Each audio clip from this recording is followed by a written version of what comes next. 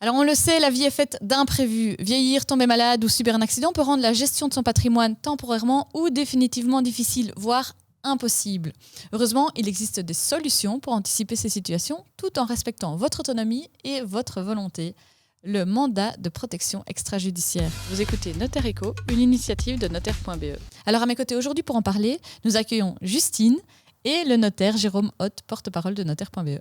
Bonjour et bienvenue à tous les deux. Alors Jérôme, je vais commencer par toi avec une question, ma foi, assez pertinente. C'est quoi un mandat extrajudiciaire ? Alors, un mandat extrajudiciaire, c'est d'abord un mandat. Donc, c'est une procuration, un mandat général et rien d'autre. Ce que tout le monde connaît, c'est je donne procuration à quelqu'un, je donne mandat à quelqu'un pour signer à ma place. Donc, ce n'est pas pour décider à ma place à la base, mais c'est juste pour signer parce que je ne sais pas me déplacer. On parle de mandat extrajudiciaire parce que l'idée est ici de dire je ne sais plus donner des indications à mon mandataire et je n'ai pas envie que ce soit le juge qui prenne la décision à ma place. Et donc, la législation belge a été changée il y a une bonne dizaine d'années pour créer le mandat extrajudiciaire. Et donc, c'est un mandat qui peut continuer en dehors de la présence du judiciaire, du juge de paix, qui reste l'organe compétent pour toute incapacité des personnes, donc si on ne sait plus signer. Et ça permet en fait de continuer la gestion, de confier cette gestion à quelqu'un qu'on a choisi avant d'avoir perdu ses facultés de pouvoir apprécier ou non, ou pouvoir gérer ou non son patrimoine. Alors tu parles de gestion du patrimoine, ça englobe quoi exactement ce mandat ? Pour ce qui est du patrimoine en tant que tel, puisqu'il n'y a pas que le patrimoine qui est traité dans le mandat extrajudiciaire, il y a également toute la question sur la personne. Mais au niveau de la gestion du patrimoine, c'est aussi bien l'administration, donc aller chercher un recommandé, gérer les comptes, payer les factures et plein d'autres choses de la vie courante, mais aussi disposer du patrimoine, c'est-à-dire pouvoir vendre, pouvoir acheter même, pouvoir investir, pouvoir donner, puisqu'on a un avantage en Belgique où, via le mandat extrajudiciaire, on peut même organiser des donations qu'on voudrait faire même quand on n'a plus la capacité de les faire. À partir du moment où on a marqué son intention de manière claire dans le mandat, c'est possible.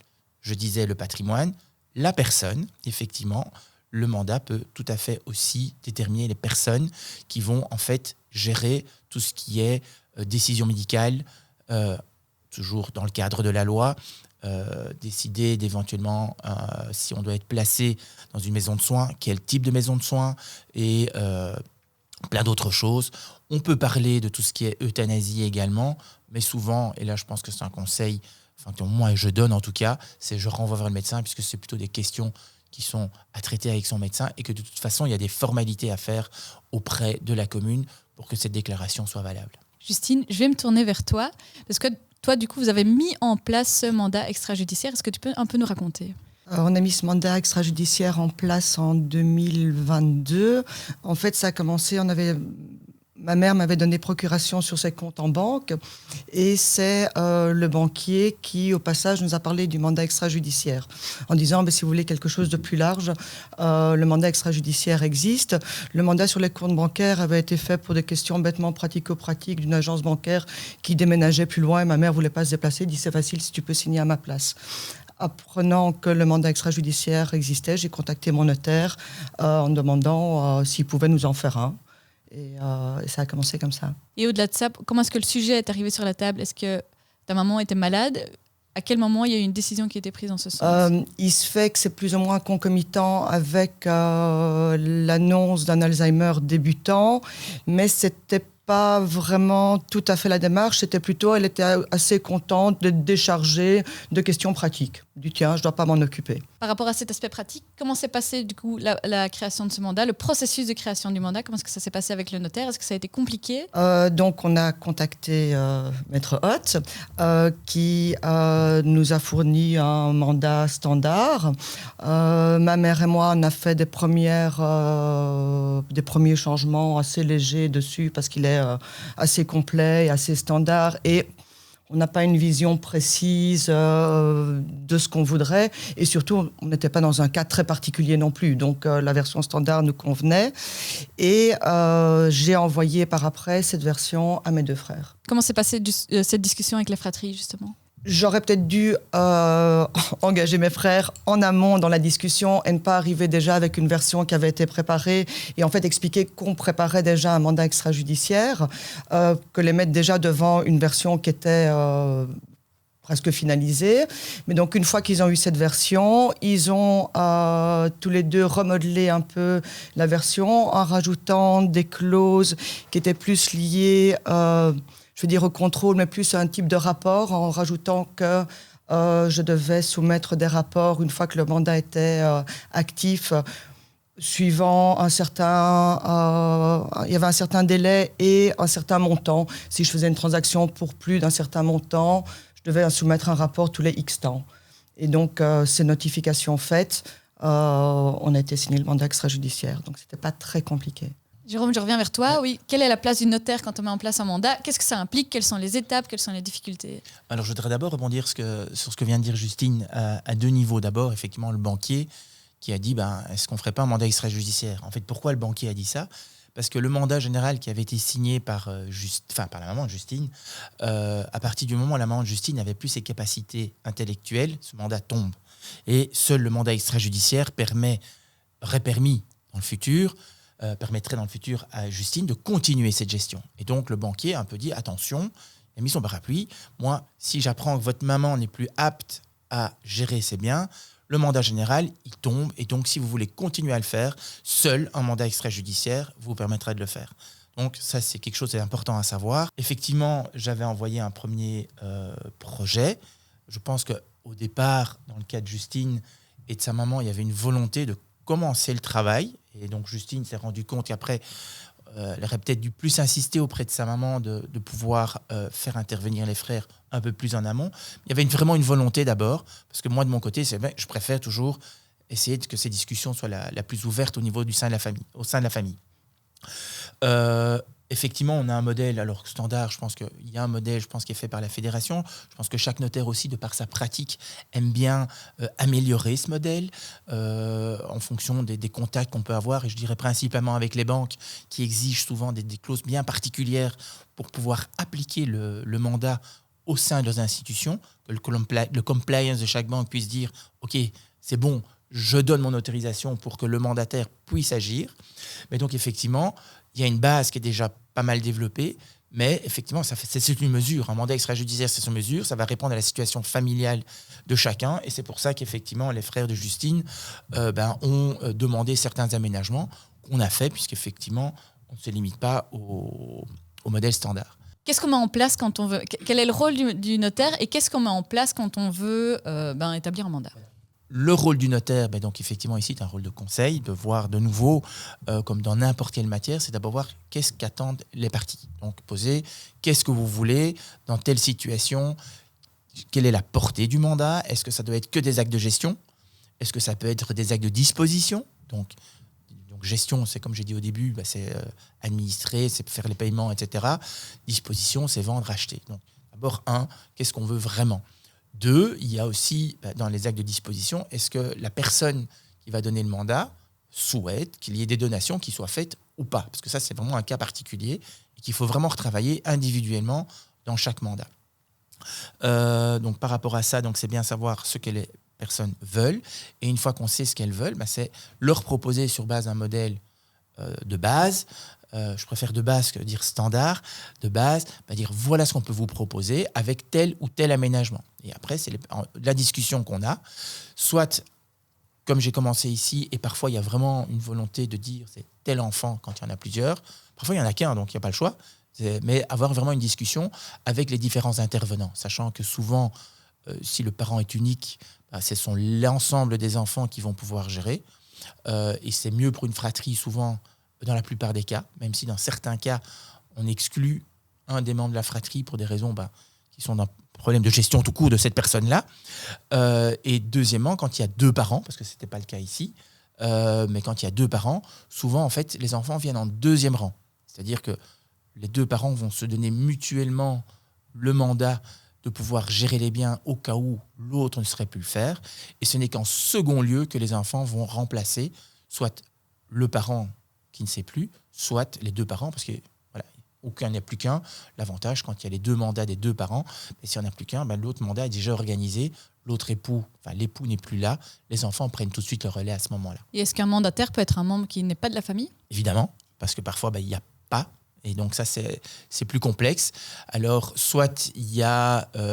j'avais fait ça il y a pas encore... il y a déjà une dizaine d'années, mais c'est parce que la personne qui avait donné son mandat vient de décéder. Mais la petite chose qu'il y avait dans ce mandat, c'est qu'en fait, le mandataire, c'était aussi l'exécuteur testamentaire. Donc, ce n'était pas l'héritier, mais l'exécuteur testamentaire. Donc, on voit vraiment que cette personne a non seulement de son vivant désigné une personne de confiance qui est un ami de très très longue date pour gérer ses biens le jour où elle n'avait plus sa tête, mais elle a également désigné cette même personne comme, je dirais, la gestionnaire de sa succession. Donc ça peut être une tierce personne de confiance, voire un avocat. Il faut savoir que s'il y a un peu de tension entre les enfants, parfois c'est un peu compliqué d'aller donner à l'un ou l'autre enfant parce qu'il va y avoir des jalousies. Et on sait très bien que si on donne aux 2 enfants, s'il y en a 2 qui se disputent, il ne va pas avoir beaucoup. Et en général, s'ils se disputent, le juge de paix reste le juge de référence dans le mandat extrajudiciaire, parce que ça se veut hors judiciaire, mais le juge, il est toujours là au cas où il y a un problème. Parfois, quand il y a des situations comme ça, c'est bien de mettre soit dans le mandat lui-même, une 3e personne, une 2e personne, un mandataire en second, un mandataire en 3e, en fonction du nombre de mandataires qu'on a déjà, qui peut être un avocat, qui sont souvent des administrateurs de biens, mais qui permettent d'alors prendre le rôle de mandataire en tant que mandataire et non pas encore administrateur, parce qu'il y a une différence entre les deux. Alors tu mentionnais le jour où, c'est-à-dire que, par exemple, ici, Justine est mandataire, mais pour l'instant, le mandat n'est pas encore appliqué. À quel moment il s'applique ? Il y a plusieurs possibilités. De nouveau, on va demander ce que la personne veut. Le mandat peut s'appliquer tout de suite, c'est un mandat classique. À ce moment-là, c'est le mandant, donc ici, la maman de Justine, qui va dire Justine peut déjà agir à ma place, mais c'est moi qui donne les instructions. Et la 2e étape, c'est le mandat extrajudiciaire, c'est-à-dire je ne sais plus, et Justine va pouvoir continuer cette gestion. Alors soit on peut dire je voudrais qu'il y ait une vraie césure et exiger qu'un médecin se pose la question, est-ce que la maman de Justine est encore apte à signer ou pas ? Oui ou non ? Ce n'est pas une condition obligatoire. Moi, je ne la mets pas automatiquement. Ça va dépendre de la confiance de la personne. Et je dis souvent, si vous faites confiance quand vous avez toute votre tête à votre fille Justine, pourquoi ne ferez-vous pas confiance quand vous n'avez plus votre tête ? Puisque c'est quand même elle qui va continuer à gérer. Donc, pour moi, le certificat médical est utile, mais n'est pas nécessaire. Donc, ça va dépendre vraiment de la volonté des parties de voir est-ce qu'il y a vraiment un moment où on doit acter le moment où on bascule du mandat classique au mandat extrajudiciaire ou pas. Justine, je vais revenir un petit peu vers toi. Qu'est-ce que vous avez mis dans ce mandat ? Qu'est-ce que tu peux faire ou qu'est-ce que tu ne peux pas faire ? Je dirais, je peux plus ou moins faire tout. Sauf que je suis tenue évidemment par les règles de loi normales et par l'intérêt supérieur de ma mère. Donc je ne peux pas... tout ce que je dois faire est dans son intérêt. Et je dois évidemment aussi maintenir les règles successorales. Je ne peux pas me faire de don à moi-même, je crois. Donc je dois... tout ce que je fais, c'est pour elle. Mais sinon, c'est vraiment la logique de la gestion de ses biens. Ce que je fais déjà de facto. Donc, je signais déjà PM avec son nom. Et donc, ce n'était juste que la continuité, en fait, de ce que je faisais, avec l'avantage aussi de pouvoir faire ces dons en cas de mort imminente pour bénéficier d'une taxation moindre par rapport aux frais de succession. Mais je suis libre d'agir totalement son nom, oui, en respectant une gestion, on ne dit plus en bon père de famille, mais je ne sais plus quel est le terme maintenant. Personne prudente et raisonnable. En personne prudente et raisonnable. Voilà. Oui, si je peux rebondir sur ce que dit Justine, effectivement, Justine peut tout faire dans l'absolu, mais elle reste comme mandataire, qu'elle soit mandataire classique ou mandataire extrajudiciaire, responsable de sa gestion. Donc c'est vrai qu'elle aura des comptes à rendre, d'abord à sa maman, même si elle n'est plus apte, sa maman, à gérer, elle peut encore avoir une certaine conscience et comprendre de ce qui se passe, même si elle ne sait plus gérer. Et ça, c'est prévu dans le mandat. Justine doit avertir sa maman de ce qui se passe. Au-delà de ce qu'elle doit avertir sa maman, il y a des clauses prévues qu'à partir du moment où ça dépasse un certain montant, elle doit avertir ses 2 frères pour dire, voilà, maman m'a demandé, je l'ai fait, et comme ça, vous le savez. À partir du moment où on passera dans le mandat extrajudiciaire, puisqu'on n'y est pas encore, puisque la maman de Justine a encore sa tête et elle s'est encore donné des instructions, Justine devra continuer cette gestion comme elle a toujours fait, comme elle vient de bien de le dire. L'avantage du mandat, c'est qu'elle a un document officiel, authentique, qui est directement exécutoire, et que donc normalement, personne ne va pouvoir contester le fait que c'est Justine qui peut représenter, puisqu'elle pourra, je dirais, présenter une copie conforme du mandat extrajudiciaire, que ce soit à la banque, qui est déjà en possession d'eux, mais éventuellement à d'autres contractants qu'elle pourrait faire. Justine disait qu'elle... Enfin, tu voulais dire quelque chose ? Je voulais rajouter, mes frères peuvent me révoquer aussi en cas de conflit d'intérêts ou d'incapacité. Alors, oui, ils peuvent te révoquer, mais pas directement. Donc, la révocation peut être faite soit par la maman, tant qu'elle a toute sa tête. S'il y a un problème, comme je disais, le juge de paix reste l'organe de contrôle. Et effectivement, si un des deux frères ou si les deux frères se rendent compte que Justine fait tout et n'importe quoi, il faudra aller devant le juge pour en fait révoquer le mandat parce que Justine ne respecte pas le mandat qui lui a été donné, le contrat en fait qu'elle a conclu avec sa maman. Donc, le mandataire, c'est quand même une sacrée responsabilité. Comment est-ce que tu le vis ? C'est ça qui est paradoxal parce que donc ça peut créer un contexte un peu de jalousie, on va dire. Pourquoi est-ce que c'est toi la mandataire en premier, alors que c'est plutôt une charge. Donc je le vis très bien. Et alors le mandat, il est fait sur mesure. Est-ce que tu as l'impression qu'il anticipe déjà tous les besoins futurs ? C'est très difficile d'évaluer quels sont les besoins futurs. Je crois que oui.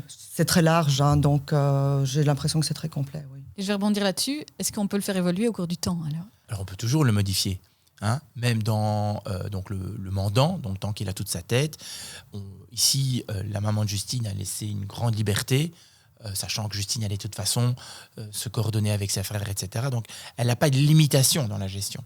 Si à un moment, le mandant pense ou souhaite limiter la gestion à certains types d'actes ou exclure certains actes, il y a tout à fait moyen de modifier la gestion, donc de modifier le mandat qui est modifiable à n'importe quel moment. Donc ça, il n'y a vraiment aucun souci à ce niveau-là. Alors, je vais revenir sur un point que tu as abordé juste avant. Quand on parle le jour où, par exemple, le jour où la maman de Justine ne sera plus capable de prendre des décisions, c'est un cas qu'on peut qualifier de plus simple parce qu'il y a un moment, il y a un diagnostic médical, une dégradation médicale. Mais sinon, à quel moment on détermine quand est-ce qu'on fait ce mandat ? Parce que si on a un accident demain, c'est quoi le moment idéal pour faire ce mandat ? Mais avant l'accident, avant que la dégénérescence au niveau mental soit trop importante. C'est-à-dire qu'il n'y a pas de bon moment, il n'y a pas de meilleur moment. Je pense qu'à partir d'un certain âge, alors ça, il y en a qui... Voilà, moi j'en ai fait un. Il y en a qui le font encore plus jeune. Il y en a qui ne veulent pas le faire avant leurs 70 ans ou 80 ans. Donc ça va un peu changer de la nature même des personnes. C'est clair qu'on voit dans l'ancienne génération qu'il y avait encore une réticence à confier la gestion aux enfants, puisqu'on gardait ça jusqu'au dernier moment, et puis tant pis pour le reste, et tant pis pour la fiscalité. On voit quand même beaucoup plus les personnes âgées, parce que je pense que l'information passe beaucoup mieux, qu'elle est beaucoup plus présente, dire « Tiens, j'ai envie de le faire ». Et c'est vrai que souvent, c'est un banquier ou une autre personne qui renvoie vers le notaire en disant « Ne pensez-vous pas que ce serait utile ? Est-ce que vous connaissez ?» Alors souvent la personne dit « Non ». Et alors à ce moment-là, elle va venir vers son notaire pour lui poser des questions. Donc à ce niveau-là, il n'y a pas de meilleur moment, mais effectivement, plutôt au mieux dans la mesure où si c'est trop tard, c'est trop tard. Et donc il m'est arrivé effectivement, parce qu'il n'y avait pas de mandat, de devoir refuser de signer une donation un peu en dernière minute parce que la personne n'était pas capable de signer. Et là, tout notaire a le devoir de ne pas signer un document, je dirais, pour une donation, par exemple, si la personne ne comprend pas ce qu'elle fait. Ça veut dire qu'en tant que notaire, tu peux recommander à n'importe qui, à tout le monde, de faire ce mandat. Tout à fait, d'autant que je dirais qu'on peut revenir sur quelque chose qu'on n'a pas encore abordé dans le mandat, puisqu'on a parlé du mandat général, du mandat extrajudiciaire. On a parlé des avocats qui étaient des administrateurs de biens qui pouvaient faire ce rôle de mandataire, mais on prévoit également souvent, dans les mandats qu'on appelle extrajudiciaires, mais qui comprennent finalement 3 types de contrats, le mandat classique, le mandat extrajudiciaire, et puis la désignation d'un administrateur de biens. Et pourquoi on prévoit cette 3e étape, souvent dans un seul et même document, c'est que en fait, le mandat extrajudiciaire n'invalide pas la signature du mandant. Donc ça veut dire que si la maman de Justine, demain, commence à signer tout et n'importe quoi, tant qu'un médecin n'a pas fait un certificat comme quoi elle n'était pas apte, elle reste apte et seul un juge peut enlever le pouvoir de signature de la maman de Justine.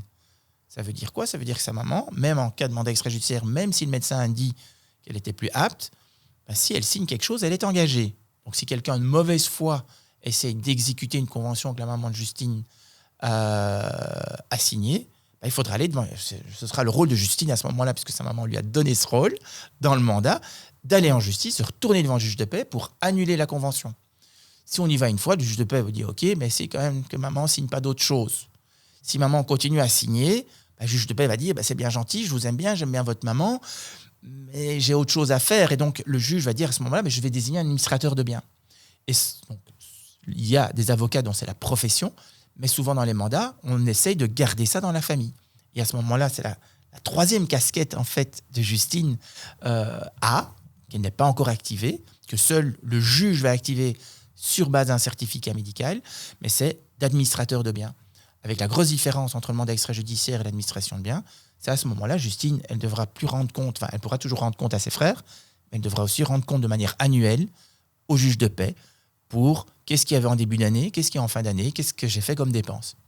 Et donc là, c'était le but justement de cette législation sur le mandat extrajudiciaire, c'est de sortir toute cette problématique qui engorgeait les justices de paix pour les laisser au sein du giron familial, parce que 99 fois sur 100, le giron familial savait très bien gérer ce genre de choses. Sauf qu'à partir du moment où on n'a plus sa tête, le mandat, il ne joue plus. Et donc, le législateur, à ce moment-là, comme il y avait certains qui disaient oui, certains qui disaient non, on a dit, on va trancher, on va faire un document bien spécifique. Et d'ailleurs, pour être valable, le mandat extrajudiciaire doit être enregistré dans un registre spécifique et géré par la Fédération des notaires. Est-ce que tu constates encore beaucoup de tabous par rapport à cette thématique ? Après une discussion avec moi, non. Parce que j'essaie de convaincre les gens de faire confiance à leurs enfants. Et parfois, ils se rendent compte qu'après une discussion, oui, c'est normal de faire confiance aux enfants. Donc, il n'y a pas de souci à ce niveau-là. Une réticence, oui. Une réticence, oui, c'est parfois pour les donations. Ou c'est cette ancienne génération qui déjà est difficile de donner un mandat à ses enfants. Alors, en plus, prévoir qu'ils puissent donner à leur place s'ils n'ont plus leur tête, ça, c'est parfois compliqué. Je viens d'avoir un appel, pas plus tard qu'hier. C'est une personne que je connais très bien, je connais les enfants, qui a perdu son mari il y a déjà quelques années. Elle m'a téléphoné pour dire « Mon banquier m'a demandé de faire un mandat extrajudiciaire, je voudrais le faire. » Je dis « Ok. Est-ce que tu as déjà pensé aux donations ?»« Ah non, ça je ne fais pas. » Je dis « Ok, on en reparlera et on verra bien. » Mais donc oui, il y a encore certains, mais je trouve qu'au fur et à mesure que les années passent, ça devient vraiment limité. Et combien ça coûte si je veux faire un mandat extrajudiciaire ? Alors, ça va coûter un peu le temps qu'on va passer, je veux dire, comme toute chose. Je dirais qu'il y a une fourchette qu'on peut avoir entre 550 et 950 €. Maintenant, il est clair, si le notaire doit se déplacer, si le notaire doit faire 1, 2, 3, 4 rendez-vous, il y a un travail qui est effectué, qui sort vraiment du travail ordinaire. Et donc, ça peut parfois chiffrer un peu plus, mais tout va dépendre du travail. Mais je dirais de manière standard, entre 550 et 950 €, c'est un prix normal. Alors, est-ce qu'il existe d'autres outils pour anticiper l'avenir ? Oui, donc effectivement, il existe d'autres outils, parce que la désignation d'administrateur peut se faire par acte à part. Ici, la plupart des notaires le mettent dans dans le document de mandat extrajudiciaire. Par rapport à des enfants mineurs, par exemple, oui, il y a un autre outil, c'est la déclaration de tutelle. Si jamais on veut déterminer certaines dispositions quant à la gestion, que les enfants ne doivent pas être séparés, désigner le tuteur, effectivement, là, c'est plutôt une déclaration de tutelle où on va désigner les personnes qui vont s'occuper des enfants à ce moment-là. Donc, ce qu'on ne fait pas dans le mandat extrajudiciaire, ce n'est pas lieu, c'est un autre type d'acte.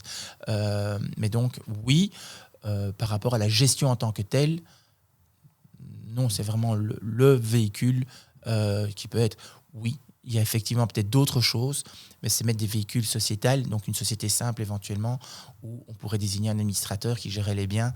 Mais là, on rentre vraiment dans des choses plus complexes et qui ne sont pas, on va dire, usuelles. C'est, effectivement, si on a un patrimoine important, ça peut être utile. Mais même des gens qui ont des patrimoines importants ne veulent pas ce genre de véhicule pour gérer les biens. Alors, tu nous as expliqué que ce mandat, c'est un modèle qu'on pouvait vraiment personnaliser. Est-ce que dedans, on peut mettre d'autres choses, d'autres dispositions, par exemple la gestion des funérailles, le don d'organes, l'euthanasie ? Tout est possible. Mais comme je disais là tout à l'heure, tout ce qui est don d'organes, euthanasie, il y a des formalités à faire auprès de la commune. En plus, c'est plus le rôle du médecin qui va donner un conseil, voilà, il y a peut-être même un psychologue, un psychiatre, donc j'en sais rien. Mais donc, à ce niveau-là, je renvoie toujours vers le médecin, puisqu'il y a des formalités, etc. Donc, de nouveau, le notaire va jouer ce rôle de généraliste et renvoyer vers le spécialiste qui sera peut-être la personne la plus à même à guider le client. Ce sera le patient devant le médecin, mais qui va guider le client vers les bonnes personnes. Tout ce qui est funérailles, oui, on peut écrire, je dirais, ses souhaits d'une manière ou d'une autre. Le mandat extrajudiciaire n'est pas le lieu, mais le plus sécurisant n'est pas le testament non plus. C'est d'effectivement l'écrire soi-même et l'idéal, c'est d'aller le mettre dans son coffre-fort numérique, dans la plateforme Izimi, ce qui permettra alors à la personne qui est désignée dans la plateforme pour pouvoir d'avoir accès dans les 24 heures du décès aux dispositions, aux dernières volontés par rapport à l'enterrement, parce que s'ils sont dans le testament, le problème c'est que le testament on l'ouvre au moment où on reçoit l'attestation de décès, qui sont délivrées par les pompes funèbres, le jour des funérailles, donc trop tard. Et si je n'ai pas rédigé ce mandat, qu'est-ce qui se passe en cas d'incapacité ? On va devant le juge de paix, qui est, comme je disais, qui est l'organe de référence, qui lui va désigner à ce moment-là un administrateur. Souvent, il écoute la famille, donc en principe, ce sera nous aussi. Maman de Justine n'avait pas fait son mandat extrajudiciaire. Probablement, Justine aurait été désignée d'office par ses deux frères pour être administrateur. Le juge va quand même vérifier que Justine a les compétences. Je pense que, et ça sera peut-être un juge qui va pouvoir répondre, mais que à partir du moment où Justine faisait déjà toute la gestion et que toute la famille se met d'accord pour désigner Justine, ce sera Justine qui sera désignée pour faire l'administration des biens, mais donc ici avec la casquette administrateur de biens et avec le rapport à donner au juge de paix. Parfait. Justine, quel conseil tu donnerais à quelqu'un qui envisage de créer ce mandat ou qui va être désigné mandataire? Quels seront tes conseils? Je crois que le conseil que je donnerais, c'est une discussion avec la totalité de la famille en expliquant bien les différents volets du mandat, donc tant sur la gestion en cas d'incapacité psychique ou physique, ce qui est lié au don, en expliquant que c'est un soutien, que c'est une prise en charge, que c'est une substitution quand le besoin est là, mais que ce n'est pas de l'usurpation. Et je crois que dans une famille où on s'entend normalement, si la discussion est faite intelligemment, il n'y a pas de souci. Mais je crois que la communication est essentielle. Jérôme, pour clôturer, si je devais sortir une petite checklist de tout ce qui a été discuté, parce qu'on a parlé vraiment assez profondément du sujet, la petite checklist pour sortir de ce podcast avec quelques éléments clés, tu nous dirais quoi? Notaire.be, mandat extrajudiciaire, et tout est dedans. Maintenant, il n'y a pas vraiment de checklist, comme disait Justine. Il faut voir ce qu'on veut, et puis on va voir le notaire et on en discute, parce que c'est du sur-mesure. La situation de l'un n'est pas la situation de l'autre. Il faut simplement savoir ce qu'on veut. Et je reviens, mais la petite fiche, je l'envoie à tous les clients, celle qui est sur notaire.be, parce qu'elle est très très bien faite, elle est très éclairante, et ça permet au moins d'appréhender déjà les premières choses. Merci beaucoup, merci à tous les deux, c'était très clair. J'en retiens en tout cas que je vais contacter mon notaire pour voir si moi je peux faire aussi un mandat, parce qu'il n'est jamais trop tôt et il vaut mieux anticiper et sinon amener la conversation. Merci beaucoup à tous les deux. Avec grand plaisir. Merci. Et voilà, c'est la fin de cet épisode qui, je l'espère, vous aura plu. Merci à nos invités, merci à vous d'avoir écouté. N'hésitez pas à partager, à vous abonner et à nous dire ce que vous en avez pensé en commentaire.